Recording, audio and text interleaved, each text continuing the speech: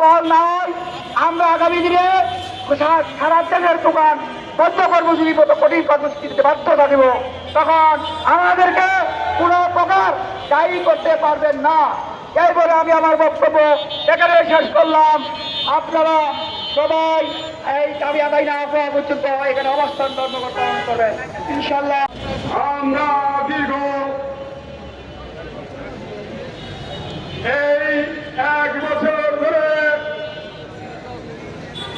কথিত কিছু দুষ্টু কুচক্রী মহল উপদেষ্টাদের চক্রান্তের শিকার হয়ে আজকে আমাদের বাংলাদেশ ফার্টিলাইজার অ্যাসোসিয়েশন এবং ক্ষুদ্র বিক্রেতারা যারা রয়েছেন আমাদেরকে কৃষক বান্ধব থেকে দূরে সরিয়ে রাখার একটা কালো পায়তারা করছে।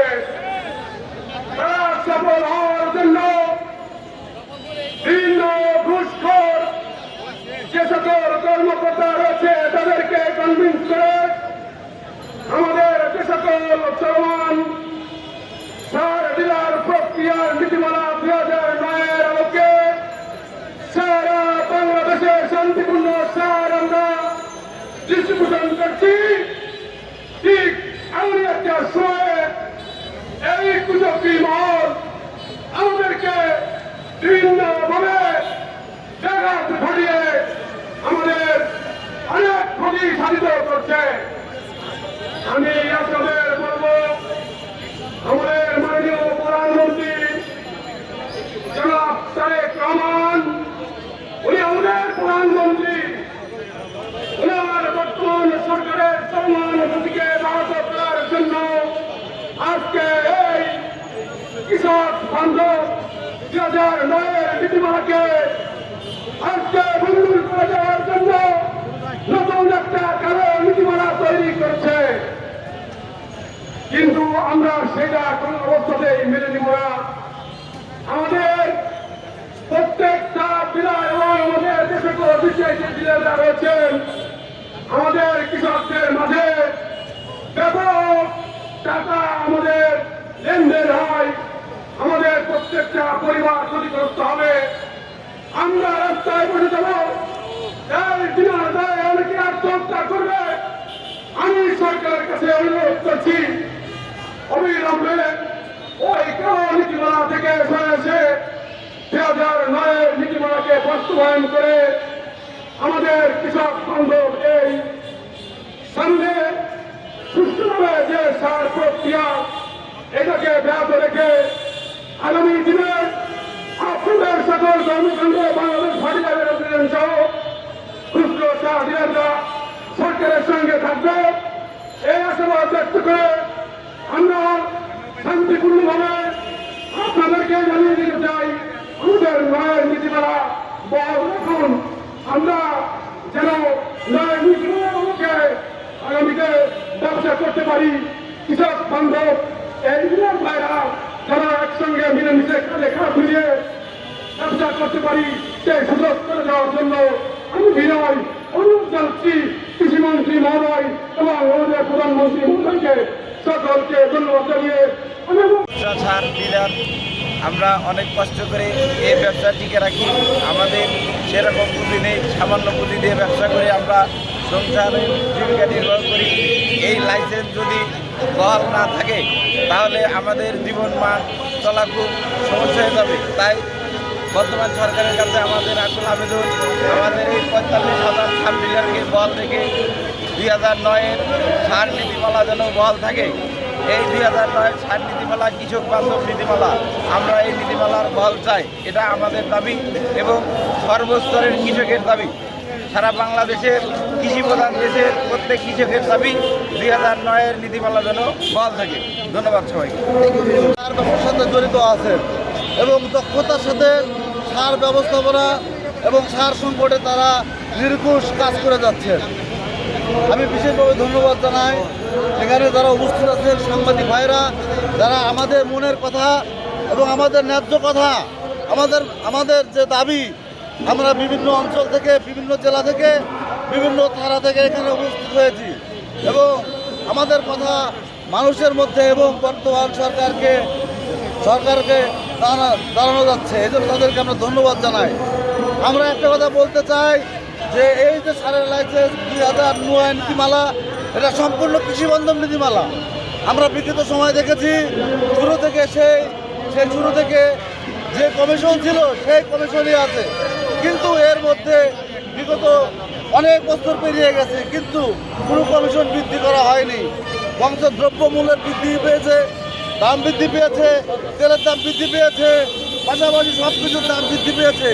আমাদের জীবনযাত্রার মান উন্নয়ন হয়েছে, সর্বদিক দিয়ে দেশে এগিয়ে যাচ্ছে। এখন বর্তমান সরকারের কাছে আমাদের অনুরোধ থাকবে যে 2009 যে নীতিমালা আছে সেই নীতিমালা বহাল রেখে এই যে 45,000 ফ্যামিলি আছে, তাদের পরিবার আছে, তারা তাদের জীবিকা নির্বাহ করে। আপনারা দেখবেন কারো পেটে লাথি দিয়েন না, তাদের কর্মজীবন, তাদের সংসার চলে এই সারের ব্যবসার মাধ্যমে। এবং আমরা আরেকটা জিনিস স্পষ্ট করে বলতে চাই যে এই যে খুচরা ব্যবসায় আমরা যারা আছি, আমরা কি করি, আমরা কিছু প্রান্তিক কৃষকদের সাথে আমাদের সম্পর্ক, প্রান্তিক কৃষকদেরকে আমরা সার দিয়ে থাকি, প্রান্তিক কৃষকদেরকে আমরা পরামর্শ দিয়ে থাকি এবং আমরা বাকি দিয়ে থাকি। তারা শুরুতে আমাদের থেকে সার, বীজ, কীটনাশক যা লাগে তাদের যতটুকু সামর্থ্য আছে, সব কিছুকে সামর্থ্য নাই। যেমন কাজীপুর চরাঞ্চল, এখানে চরাঞ্চলের মানুষ, দরিদ্র মানুষ, এদের এত টাকা পয়সা নাই। এরা কি করে, এরা বাকিতে সার নেয়, কীটনাশক নেয় এবং এরা ফসল তুলে বিক্রি করে তারপরে টাকা পরিশোধ করে। যা আমরা সাপ্লায়ার যারা আছি, আমরা ব্যবসায়ীরা এটা ধারণ বহন করে আসছি এবং এইভাবেই চলে আসতেছে। আমরা আশা করি যে 2009 নীতিমালা সম্পূর্ণ কৃষিবন্ধন নীতিমালা, বর্তমান সরকারের কাছে আহ্বান থাকবে 2009 নীতিমালা বহাল রাখা হোক। ধন্যবাদ সবাইকে। প্রতিষ্ঠানের নাম চার এন্টারপ্রাইজ, রাজুর মাদারপুর। আমরা এখানে আসছি, আমাদের যে অন্তর্বর্তীকালীন সরকার যে আইসে একটি অবৈধ সারের যে ঘোষণা দিলেন 2025-এর নীতিমালা, এইটা আমরা চাই না। আমরা চাই 2009 সালের যে নীতিমালা আছে সেটা বহাল রাখুক। এই কারণে আমরা চাচ্ছি যে বর্তমান কৃষকরা দ্বারে আমরা সার পৌঁছে দিচ্ছি, এই সার নিয়ে যদি এই আবার নতুন করে সার ডিলার নিয়োগ হয়, সেক্ষেত্রে আমাদের বরাদ্দকৃত যে সার, সেই সার আনতে এই ডিলারদের আনা সম্ভব না। কারণ এই একই মাল আমরা সবাই যখন এই মাল আনতে যাব, তখন আমাদের ক্যারিং কস্ট সব বেশি পড়ে যাবে এবং কৃষকরা উচ্চ দামে তাদের মাল ক্রয় করতে হবে। সেই লক্ষ্যে বলবো, আমাদের যে মাননীয় প্রধানমন্ত্রী আছেন, আজকে সারা বাংলাদেশ থেকে বিসিআইসি ডিলার এবং খুচরা ডিলার আসছেন, তাদেরকে এই অধিকার আদায়ের জন্য আমাদেরকে মাননীয় প্রধানমন্ত্রী বিষয়টি বিবেচনা করবেন এবং যাতে কৃষকদেরকেও আজকে যে সমস্ত খুচরা সার বিক্রিতে আছে এবং আমাদের যে বিসিআইসি সার বিক্রিতে আছি, আমাদের অনেক টাকা কৃষকদের কাছে পাওনা রয়েছে। আমরা কিন্তু এই টাকা থেকে আমরা বঞ্চিত হব। সেই লোক আপনাদেরকে বলবো এবং মাননীয় প্রধানমন্ত্রীর কাছে এবং আমরা জাতির দর্পণ আপনাদের কাছে এই বিষয়টা তুলে ধরবো, যাতে করে আপনারা তাদেরকে বুঝাইতে সক্ষম হন, যাতে করে 2009 সালের যে নীতিমালা আছে ওইটা বহাল রাখলে আমাদের কৃষক পর্যায়ে সঠিকভাবে কৃষকরা সার পাবেন। আমরা এই আশা করি আপনাদের কাছে। ধন্যবাদ। যোগদান করেছেন আমাদের কেন্দ্রীয় বিএফের সভাপতি মঞ্জুর রহমান ভাই এবং বিভিন্ন জেলার সভাপতি, সাধারণ সম্পাদক এবং জেলাবৃন্দ এবং উপস্থিত আছেন সাংবাদিকবৃন্দ। আমাদের দাবি একটাই, 25-এর নীতিমালা বাতিল করতে হবে। আজকে আমরা দীর্ঘদিন যাবৎ এই সারের ব্যবসা করে আসছি এবং এই ডিলার প্রথা চালু হওয়ার পর থেকে আমাদের খাদ্যের ঘাটতি বাংলাদেশ থেকে উঠে গেছে এবং বিসিআইসি ডিলাররা আন্তরিকভাবে ব্যবসা চিন্তা করে না, তারা দেশ নিয়ে ভাবে, কৃষক নিয়ে ভাবে, কৃষক কীভাবে ন্যায্য মূল্যে সার পাবে সেই চিন্তা চেতনা নিয়ে তারা ব্যবসা চালিয়ে যায় এবং সেখানে আমরা আজকে প্রায় কেউ 30 বছর, কেউ 18 বছর, কেউ 25 বছর এই ব্যবসা করে আছি। লক্ষ লক্ষ টাকা কৃষকদের ভিতরে বাকি আছে। আজকে খুচরা এবং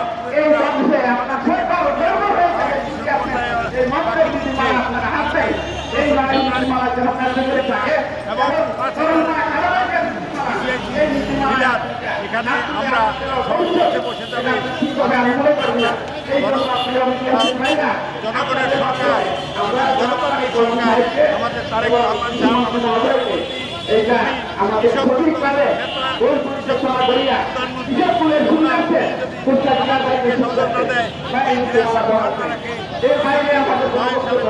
বহাল না রাখে তাহলে এই দেশে সার সংকট হবে। এই 25 সালের নীতিমালা এটা একটা অনৈতিক নীতিমালা, এদের ধারণাই ছিল না।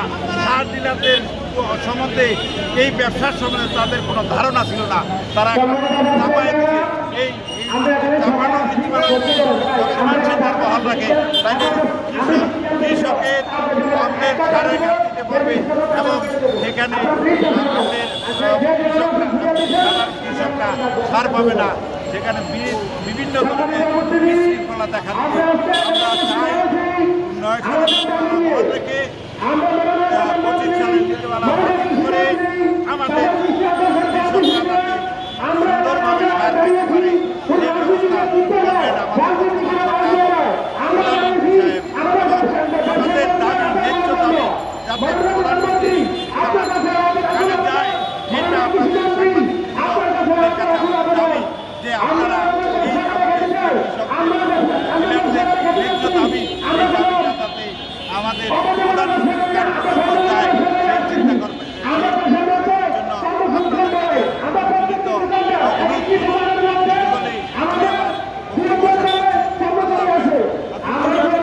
আমি শরীয়তপুর জেলা বিএনপির